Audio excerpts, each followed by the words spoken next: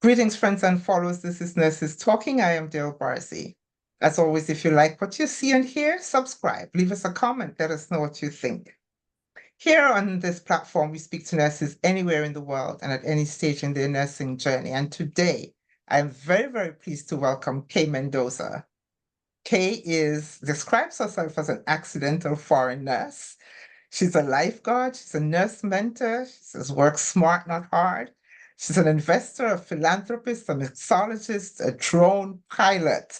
She is just everything that nurses can and want to be. So welcome, welcome, welcome, Kaye. Oh, thank you very much, Dil, for inviting me and having me here in your show.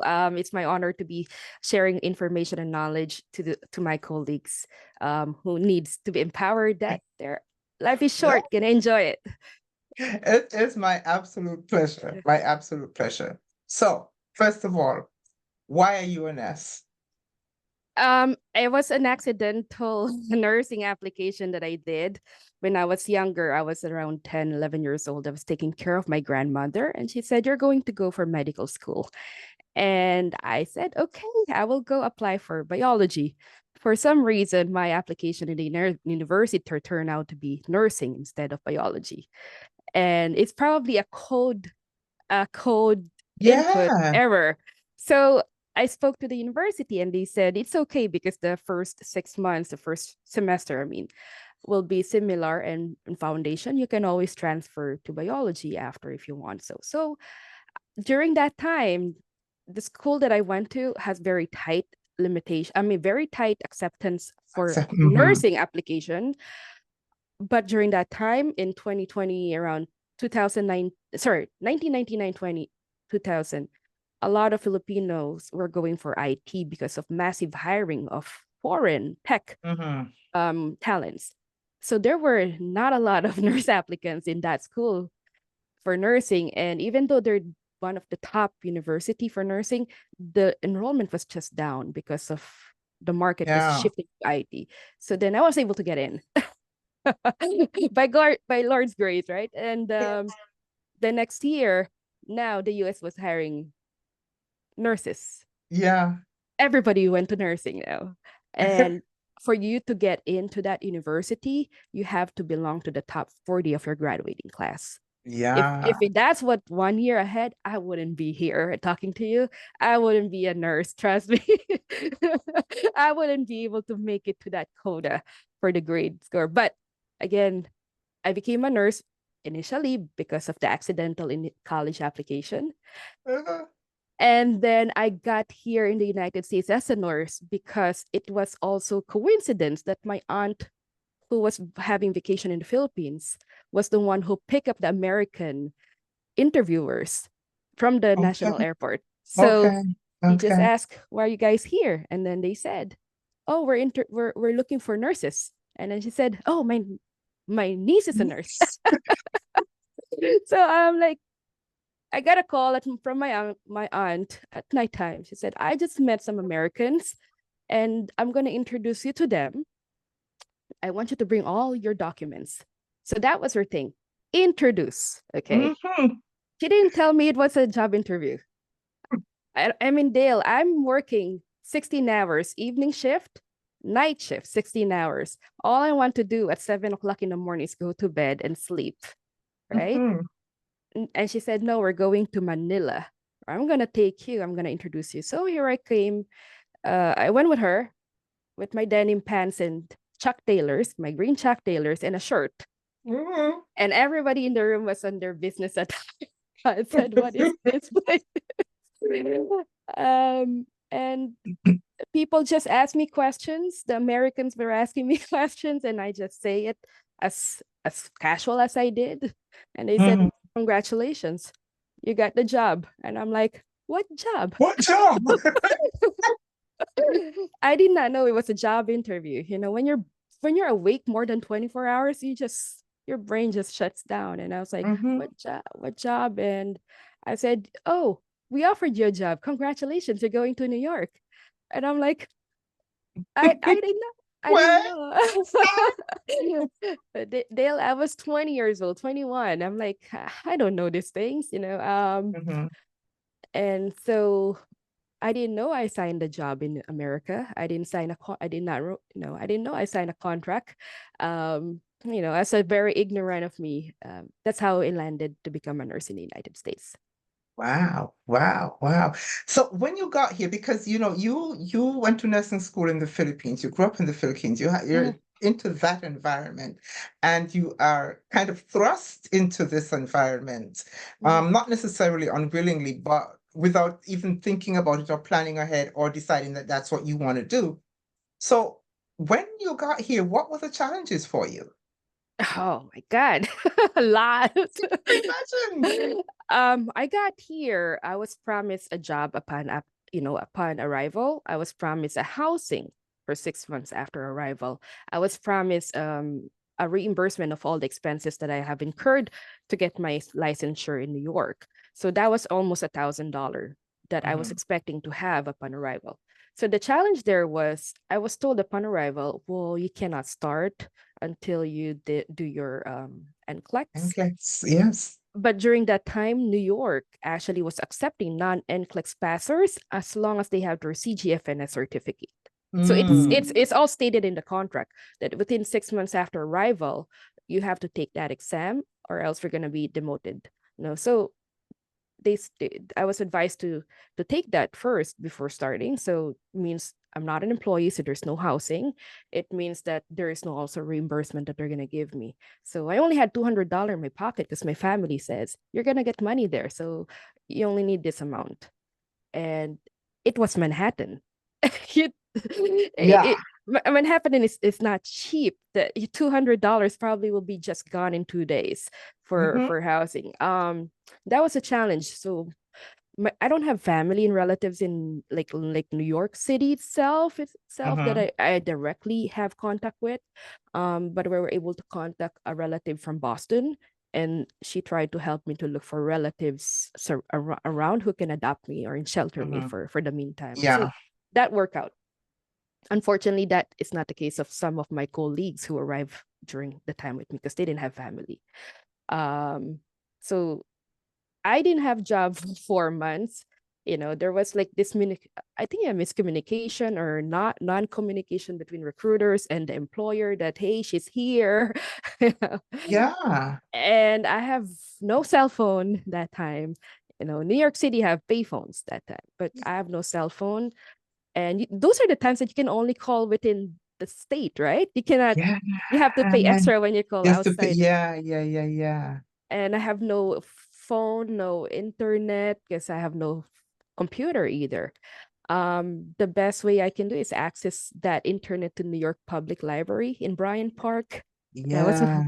um so that was my only resources. So the challenges there were really communicating to the employer that I'm here, and the recruiter wasn't much of helpful that time. So I have to put on coins to call the hospital. But when you call a very big healthcare system, you don't know who you're looking for. Right, right. So I always only just put on hold, or just hang up because I don't know how to properly look for the right person. So that Yeah. was a problem. So then I started looking for another job because I was really dry with financial. I found a nursing rehab facility and they offered me the job right away. And unfortunately, I was told I was going to be given training, and the rehab facility only gave me half a day orientation. And Half then a the day? other half day, yes, fresh from the Philippines, half day. And I was doing my CPR already on the other half day. And Mm-hmm. then the other patients are collapsing, falling. There's a lot of falls, Yeah. short staffing to the point. And the second day was I got, 40 patients for myself. And I said, I am not a charge nurse. I just arrived here. I'm an orientee. And I said, no, you're not. You're the only RN here, so you only have license. Can you sign this for us? I said, I'm not signing that because I did not do that. I did not give that medication. Oh, no, don't Mhm. worry. This is how we do it here. So that was the exact words, as far as I remember, almost 20 years ago, right? This is how we do it here. And you have to do it. And when I refused, I was, instead of being supported, I was even sent to be talked to the management for not doing what they're asking me to do. And after that, it was just, very unsafe situation that I'm thankful for my university for teaching us about legal nursing, legal legal part of Legal nurses. aspects, yeah. So I said, this is not what we were taught. This is absolutely not acceptable for me, and I'm fine. I'm quitting, after 5 days. I was not given salary for that, Dale. They said, you're a quitter, you don't deserve a pay. And I said, I'm just asking for the time that I was actually on the That you, floor. I'm not even asking for the half-day training that you gave me. I'm mm-hmm. just asking for the time that I was really on patient care and put my license at risk. And they said, no. I called the HR payroll. They said they issued a paycheck. HR issued a paycheck. Payroll issued a paycheck. And I said, where is it? And they said, oh, we gave it to the manager because you have no direct deposit yet. So Yeah, yeah. your check should be from your manager. And I spoke to the manager and he said, nope, you're a quitter. You don't deserve it. You should owe us for giving you a job. And I'm like, this is not right. And I was crying. I went to the subway crying like a little kid because I only had $20 still. Yeah. Um, and somebody saw me, some random stranger, for some reason. Said, are you okay? Are you sure you're good? And I said, no. I said, what's the problem? I said, well, I don't have really money anymore. And I was not given a salary by my employer. They said I quit. And then a conversation started and I said, you're gonna have to file that. You deserve to be paid. Here in New Yeah. York, orientation is paid. And I went to the court where he told me that I can get help for minimal fee.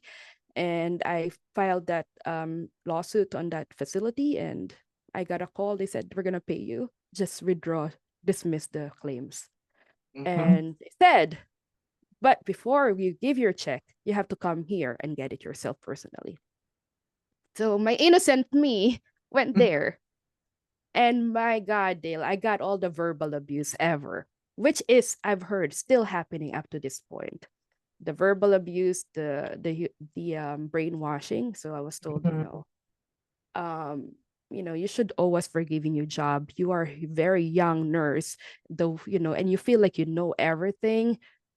So it was like that. Like I was kind of like crucified for standing up for the right Yeah, thing. yeah. Mm-hmm. Mm-hmm. And it was just wrong in many aspects, but it impacted me so much. My mental health was very, very impacted because I was alone here in the Yeah. United States. I didn't have my family with me. I didn't want to tell my family back home because I don't want them to worry Mm-hmm. either, and this is still the reality of a lot. I thought it was just me, isolated. I feel like, oh, it was a mess up in recruitment, now with job, I was just very Mm-hmm. unlucky. Um, and then I realized it wasn't just me. I spoke to a lot of people after 15 years, and they said this had happened to me. Oh, this had happened to me. And I spoke to one leadership in University of Maryland. This had happened to me too. And I spoke to a leadership in those people, immigrant nurses who are part of the AONL. This had happened to me. I'm like, why is nobody talking about this? But anyway, so those are challenges that I have experienced that I think is being experienced still. I think I got Wow. the double whooper with the You got to, recruitment and the employment. But a yeah. lot will either just get like the recruitment problem or the Mhm. employment. But I think Yeah. I got hit with You both. got both. Yeah. Wow. Wow. Okay. Well, that took a lot. So when you eventually got a job, where'd you work? So I What kind worked. of areas? Uh-huh. I'm an operating room nurse, the longest of all. So Hmm. when my first experience in the Philippines was PACU, labor delivery, and operating Yeah. room. It's it's we call in the Philippines complex, Hmm. perioperative complex. So you Yeah. can be today at labor delivery OR. So when I got here in the United States, when they saw my resume like that with that experience, they gave me the operating room actually. Okay. Yeah, but again, Dale, let me tell you, my first application was ER, and I think the HR screwed up to O. So, but they said, okay, just go. Everything was a screw up, Dale. Everything was an accident. Wow. That's what the first job in the Philippines also told me. Oh, the HR accidentally put O instead of E because I said, I like E. You see me, I'm very Mhm, active and very mhm, jumpy. I like active. mhm, I like mhm, challenges. mhm. But then they said, you can start with OR since you've already onboarded you in OR. Everything is OR. So just switch to ER if after later on. But I love it. I said I didn't have to leave. Oh my God. Oh my God. So, well, I have to think then. You've done so many diverse things. Like those skills that you require as a nurse must have stood you in good stead. They transferred into many other things. Yep, I had a feeling. I always believe in things happen for a reason. That's Mhm, always in my mind. Things happen for a mhm, reason. So sometimes I would be upset on things and I don't like it. This is not what I asked. And but I'm a believer. I always said maybe there is something way better than what I have asked. yeah, yeah, Yeah. yeah. And I Yeah. guess one day you will look back at it all and be able to put it in some kind of chronology and say, well, wow, this is a good thing. I learned from that. Exactly. And when I was accidentally signing actually the interview application in the Philippines, so Mhm. more than 100 nurses were offered job. Uh-huh. And then I had all my documents ready. I submitted it. Could you believe, Dale, of all those 100 nurses who were actually offered job, only two of us from that batch was got here on time. Wow.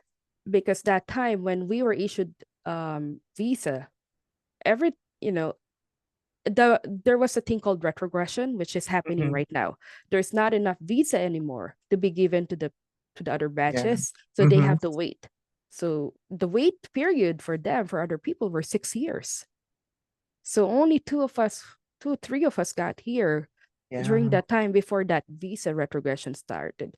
And I always ask myself, why me? Why me? Yeah. Why No, you? why me? I've always asked that. I'm like, every year, why me? Why me? Why me? So that's the thing there. I guess it'll become clear at one point. It'll become clear. I kind of So, like that. so now you're a mentor.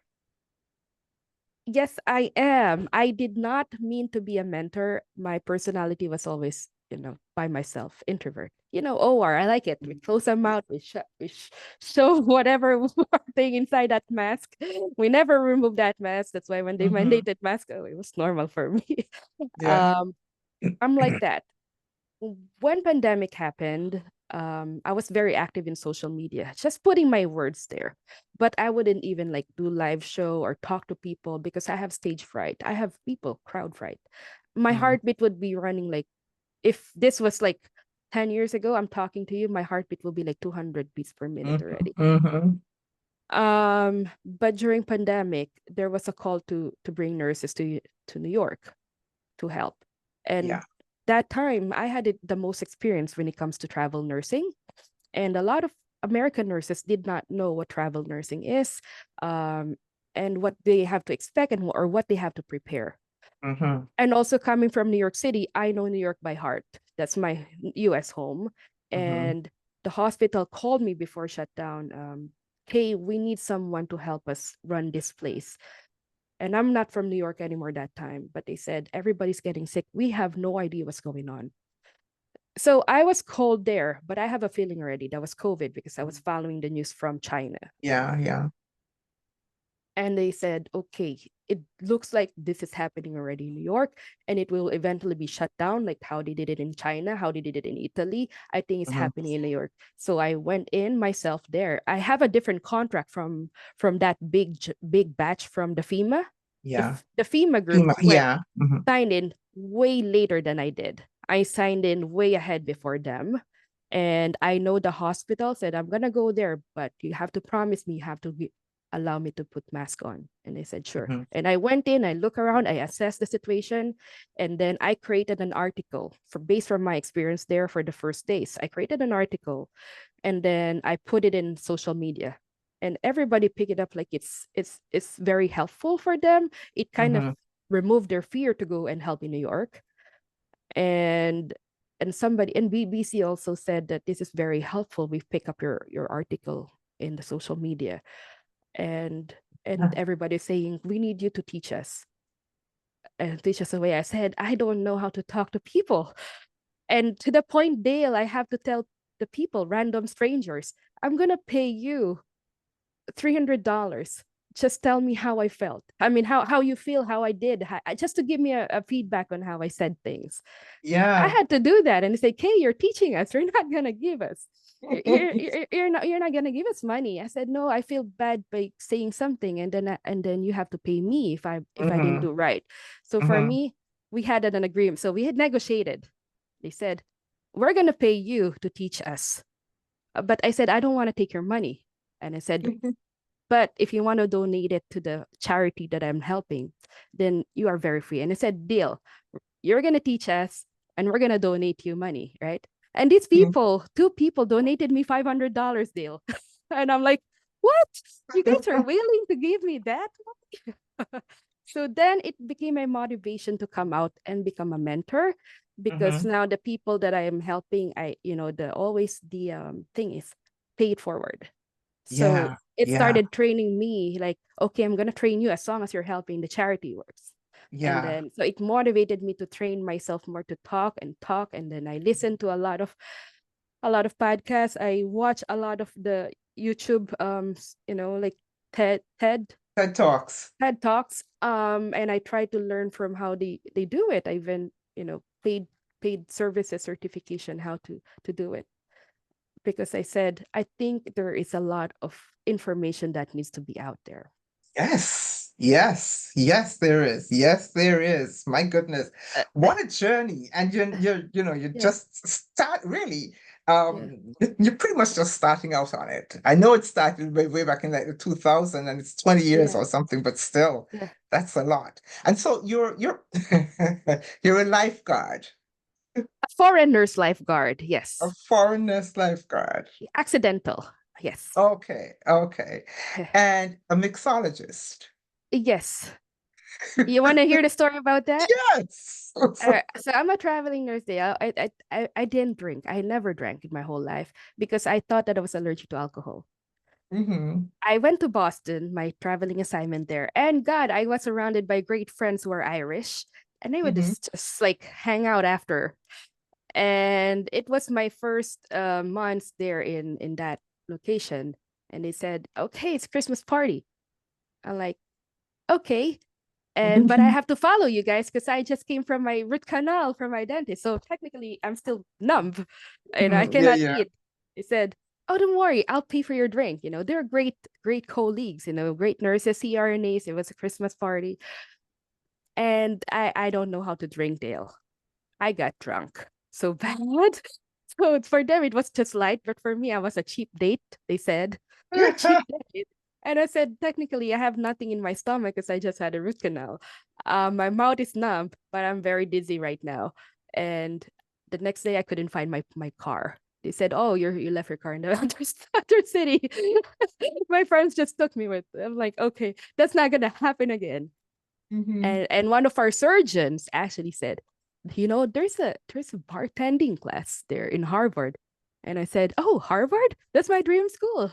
And I'm like, surely there was a mixology class there, and I enrolled myself. And yeah, I said, "This is good now because I can advocate for myself. I can enjoy the parties at the same time that I know what I'm doing, and What you and doing? and and, and kind of fit into the crowd, because that's the thing about for me as a minority. I have to learn how to blend into the crowd. Hmm. And one thing there, if they're drinking, it's not like they're alcoholic. It's just a casual thing. I think it's the culture, you know. Hmm. And and for me, I respect a lot of people's culture, and that's why I love traveling, because I'm exposed to different personality and different culture, and learn a lot how to, we have so many differences, but we can always start with something that we have common grounds. Yeah. Hmm. Hmm. So that was a very good learning for me, that it's not like I'm kissing people's right.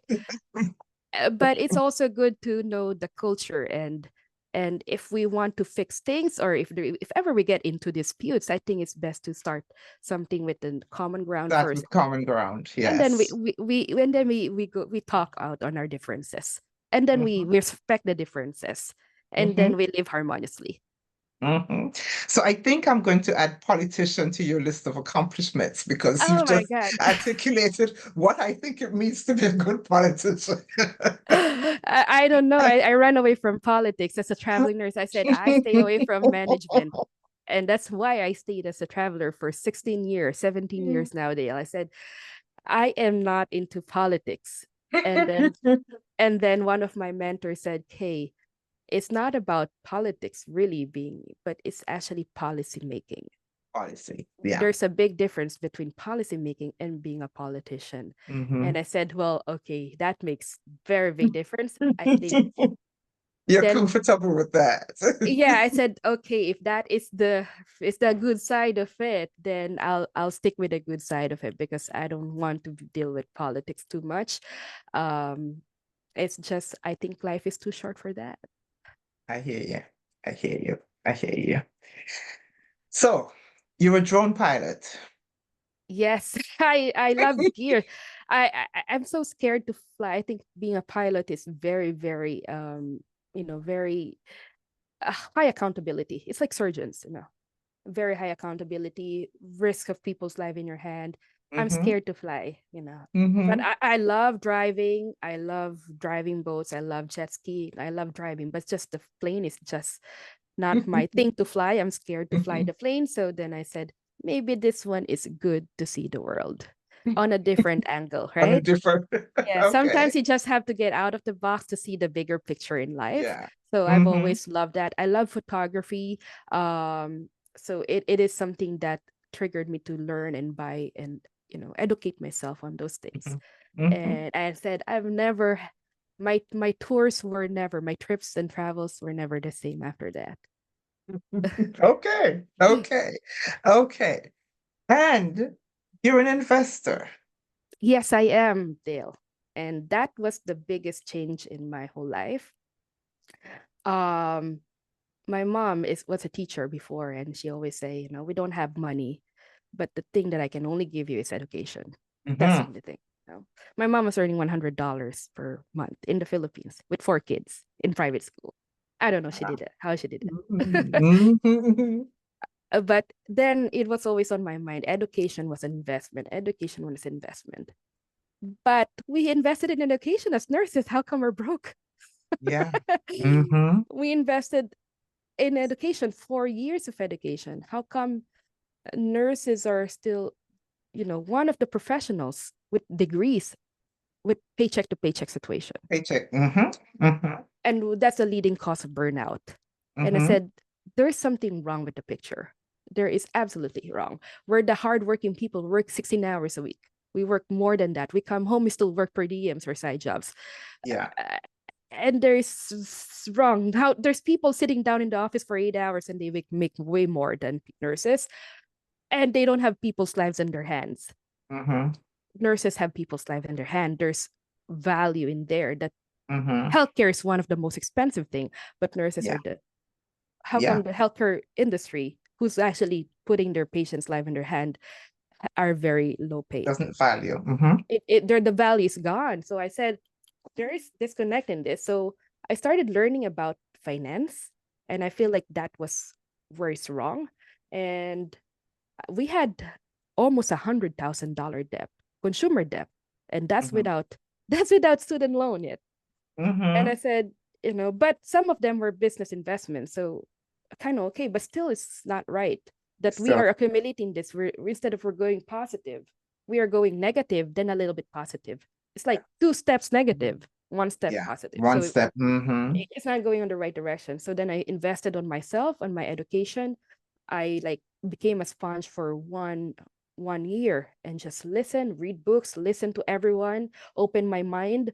I even joined those a lot of MLM, multi-level marketing or insurance Mm-hmm. thing. I've Mm-hmm. sat down many times for more than 10 years there, but I still did not get it. Right. But anyway, I just opened my mind, became a sponge, and started talking to doctors, anesthesiologists, my CRNA friends. Mm-hmm. And I said, who's making money here? I said, oh, the plastic surgeons. All right, let me sit down with these plastic surgeons. Who are my good friends eventually. Mm-hmm.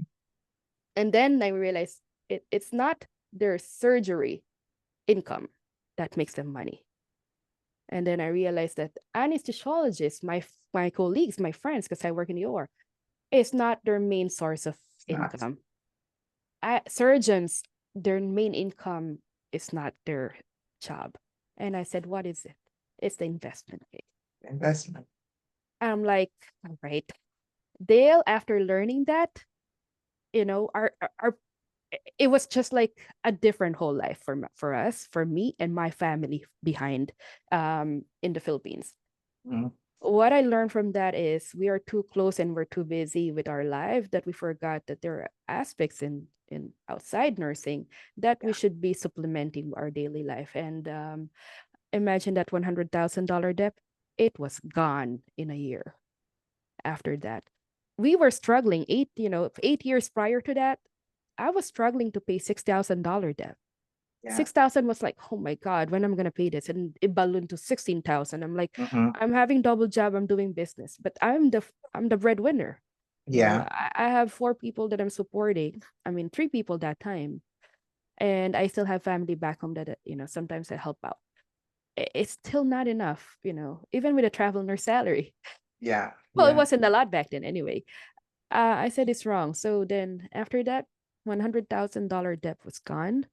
And we even bought our first house and understand, realizing when the market drops, when the interest drops, those Mhm. are huge amount of money that you can save if you just pay attention to the news. Yeah, I don't know what S&P 500 was before. And I'm like, I have no idea what my 401k is. But somebody told me back then, just put your money there because you're single in Mm. New York City. So I kept Yeah. putting my money So there. you kept doing that. Yeah, so Mhm. I just kept doing that, but I was following blindly. And it was not the right thing to do if you follow blindly. I mean, it was initially good to put something at the front, but blindly following is But you not have to advocating. know, yeah, Yep. So then when you have to take control. exactly, that's the right word. So you're That- the you're the, I would say, the captain of your financial. Yep. You have to hold it. You have to know what you're doing. And after that, Dale, our life was just completely different. My family back home, I was sending sometimes when they need help. Then Mhm. nope, I said I taught them, and now they're their own Do their own fishermen. thing. Yeah, Yeah. and they're richer than me Awesome. now. But that was the goal. That was the goal. Just get everybody on the path. Yep, and then we can help each other, right? Yeah. Yeah. Yeah. So having become, and I'm going to go back to nursing a little bit and ask you, having become an accidental nurse, what advice, and staying the course, what advice would you give to someone who wants to be a nurse? I always like to think with an end in mind.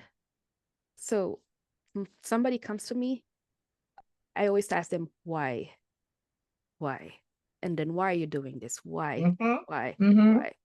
A lot of people that I've seen in late retirement or achieving what their goal was to become a nurse, right? They got burnout because they missed to put that why at the end, right? So Yeah. there was no continuous, thing that will motivate them to go to the next level. So I asked them, why do you want to nurse? So you always want to do is start with it. And how do you see your life in 30 years from now? Mm-hmm. And I said, oh, I want to be retired. Well, 30 years from now. All right. So it means that you want to retire because retirement means that you are actually financially free. Is this going to take you Secure. to Mhm. financially free, financially secured, that you can be saying it's okay not to do anything and still be sustainable? Yeah. So I said, is this nursing route that you're going to, it's going to get you there? If you are going to stay in bedside for 30 years, I don't think so. Now you're gonna have to look for the next, what is next after bedside. Mm-hmm. Okay, what Mm-hmm. is next after that? Mm-hmm. Until you get a reason that is not for you, then that will not burn you out. You have to find a goal that will help you, and then after helping yourself and finishing your goals, it's for other people. It's what that's. Mm-hmm. Mm-hmm. Yeah. Yeah. That's a big one. That's a big one. That's a big one. Yeah. So Yeah. with all this stuff that you like to do, how do you, what do you do just to take care of you? What do you do for self-care? self-care is very important for me, Dale, because when I was in here in the United States, I was by myself. So the big culture change of big family support system in the Philippines was not Mm-hmm. present after United States. And when I arrived here, mental health was a big issue here in the United States. I've realized that for a fact that we're very far from family. Mm-hmm. There's no support system. Sometimes you don't even want to talk to other people. And that's what I've Mm-hmm. noticed also from my colleagues who are non-Filipinos, that they don't have that strong bond similar to like Mm-hmm. in the Filipino, like when you see a Filipino party probably, right? Mm-hmm. It was Yeah. like the second cousin, the third cousin of the family of this, so Yeah. everybody's there. Everybody's there. So it's a big culture. So I think having that family beside you to reset every now and then, not only for family, but to see your family, put some time to see your friends or family, or do something that makes you happy. You kind of like fill up your cup again. So as a traveling nurse, that gave me that ability. Every 3 months of the contract, it will end. I always make sure that I put a goal before I start that. What am I going to do after 3 months? Because Okay. even though the job was so hard, I'm always looking forward 2 more weeks, Forward to, yeah. 2 more months left. So I was always looking forward to that. I'm very excited. And they tell me, "Hey, you're the only one who comes to work smiling on a Monday morning." Yeah, because I have a goal. Exactly, right? And then this is what I thought to the nurses who were in New York responding to that COVID Mhm. crisis. I said 21 days straight of work will burn you out. 12 days, I mean 12 hours a day. For Yeah, straight 21 days, there's no break. I know. I want you to put a goal. What is the goal there? And stick with that goal. If you have to print that goal so you can see it every day, do it. That will give you strength. And then I also said, we're humans. There is sometimes we don't get strength, or courage from within ourselves, and that's when we draw up strength from someone Yeah, more yeah, powerful than us. yeah. And I say, if it's getting tough at the beginning of the shift, take a time, at least 1 hour or 30 minutes, to reflect on your goals, mindset. And then if you think it's getting tougher, that 30 minutes every day, keep on reading motivational. Don't go to Facebook, don't go to social media. It's very violent there, right? No, skip those social media on the day before, I mean the hour before your shift. Mhm. Mhm. And just focus on motivational things, prayers if you can. And then that will help you get through the day. Your short-term goal will get through the months, and your long-term goal will get through to the years. So for Yeah. me, it's always important to set your short-term goals and your long-term goals, and always have a time to break, step back, and see what's in there. For me, it was travel. There was one time I will say, after 3 months, I said, I'm planning to buy a house. I'm gonna step away from, for 2 weeks before I start my next application, my next job. And I studied real estate, buying your home without a realtor. Mhm. And guess, Dale, I made a plan after that, 1 year plan. And Yeah, then I executed my plan. I was able to buy my first house without a realtor without a realtor. as a single applicant for mortgage. I have my husband with me who can support, but it said, no, I'm Mhm. going to do just me, and we're going to do it on this plan. And we saved, that 1 month that I just had to read Mhm. and educate myself. I saved $30,000 from a realtor. There No you go. nurse makes There you 30,000 go. There you in go. In a 1 month. month. No nurse. If only you put that time for break for yourself, invest. It's like a slingshot. I call it a slingshot. Yes, you will be pulled back, but when I release you, you're gonna be way far than where we were. I call it the slingshot effect. Sometimes you have to pull back a bit, take a break, and then next time you learn something during that, through those challenges, challenge yourself to learn more beyond what you know, and you'll be thrown way beyond. So it's a slingshot effect. And after a year, we sold the property. It's another almost more than a 130,000 gain. No Mhm. nurse would make 150,000 from 1 month of knowledge, Yeah, and there that's you like go. invest in yourself. There you go. And that is the way to see it. You have to see it that way. Yes. So you Yeah. have to learn the foundation. You have to keep your ears and mind open. Somebody says this, somebody says this. So who will you listen? Both. Yeah, You listen you to decide both. what action to take. As long as you have the foundation in your hand, use your critical thinking, what's applicable to you, what's best for you, and then execute what it is best for you. Hey, you are such an inspiration. Thank you so much. My honor. I did not know that, but I hope your listeners will learn something from me. Not perfect. Everybody makes mistakes, but the thing is, if we make one mistake, we correct it times 3, and we'll Yeah, be you better. do not have to follow it with a second mistake. That's true. Exactly. That's true. That's true. Yeah. Hey, thank you so very, very much for this conversation. We could go on talking forever, I know. but I think we're gonna have to do this again. Thank you so much, Dale, for the opportunity to share these stories with you. My absolute pleasure. My absolute pleasure.